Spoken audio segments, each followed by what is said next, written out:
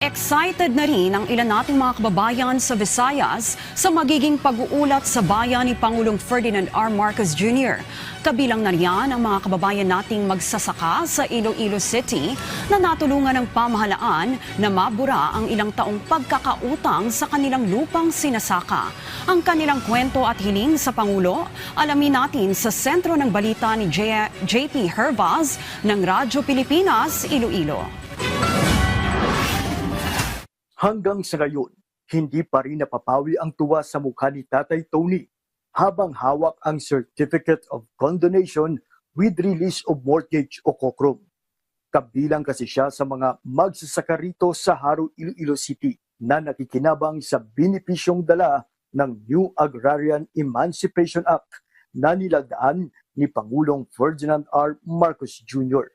Sa pamamagitan ng COCROM, tuluyan ang nabura ang halos 8,000 piso niyang utang sa lupang kanyang sinasaka. Ang COCROM na ito ay talagang tulong, pag-asa at ginhawa na ibinigay ng ating mahal na Pangulo sa mga magsasaka. Bukod sa dagdag puhunan para sa pagtatanim at pag-aalaga ng hayop, nakatulong din ang programa ng gobyerno upang mabayaran ang matrikula ng kanyang mga apo. Dahil sa mga programa at proyekto ng pamahalaan, nasasabik ngayon si Tatay Tony at kanyang pamilya na marinig ang mga nakamit at mga plano pa ni Pangulong Ferdinand Marcos Jr. sa kanyang State of the Nation Address o SONA.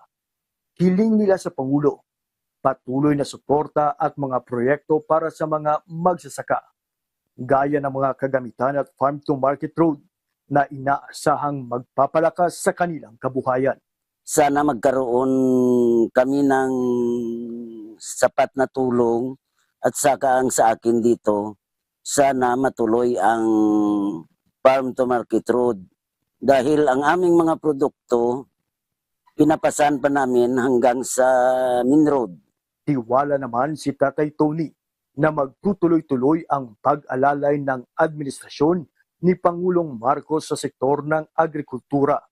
Lalo't batid ng Pangulo ang mahalagang papel ng mga magsasaka sa food security ng Pilipinas. Para sa SONA 2026 ng Integrated State Media, JP Hervas ng Radyo Pilipinas, Radyo Publiko.